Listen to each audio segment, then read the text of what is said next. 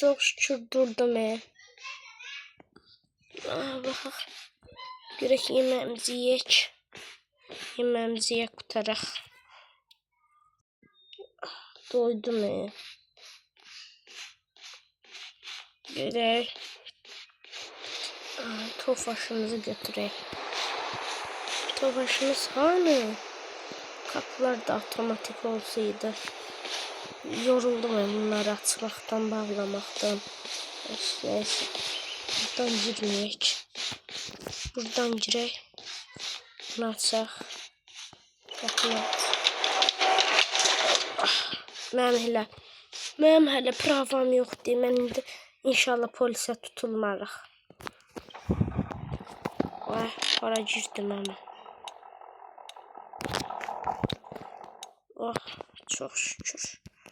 Uy, çok şükür. Gel bunu güzgüləri filan ayarlayaq. Ha, ya Allah. Kodlayaq maşını. Kodladı. Bu maşın.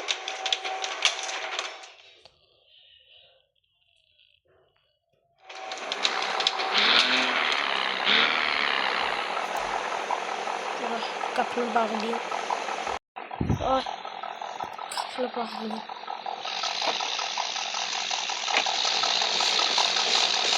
Kapını bağlayayım. Eğer kapı bağlandı, ötmen gerek. İçeriden bağlıyor. Bağlandı. Ay, Tofaş gitti. İnşallah ben de təzə maşın alaram özümə. Güzel maşinimiz olur. Allah, bindik. Gidelim. Nasıl olmasa gidelim. Sağ-sol sinyalları yandırar. Burada ayarlayayım güzgüləri özümə. Ay, da.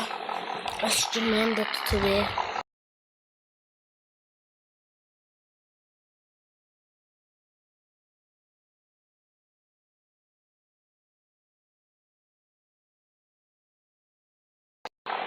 Gitti. Burası polise tutunları. Sağ-sol sinyallerini yandırarak. Ay da çeşdim evranı. Allah eylemesin, birden başımıza çıkardı. Başım belalaya girerdi.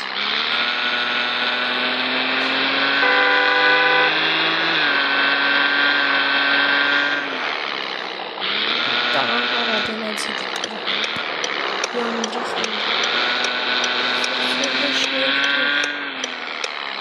Ayda. Polis diyor.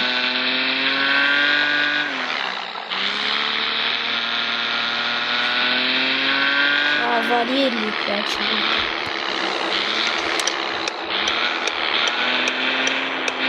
Avariya eləyib.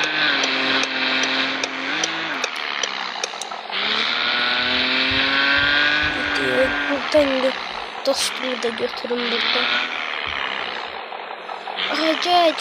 Gecikmişik. Hara ne ağarsın sen? Gecikmişik. Bu da cevap ki. Yok, her şey yemek. Oturup yemek. Ya oturak. Salam aleyküm. Salam aleyküm, salam aleyküm. Görmürsən gecikmişik. Sen de hələ gəlməyibsən. Provanı hələ almamışam. Gedərik provanı almağa. Getdi. Benzin yerine gedək. Ayda, mənim benzinim nə qədər. Yarımçılıq benzin qalıb. Neyse, gedək benzin alaq. Döndür.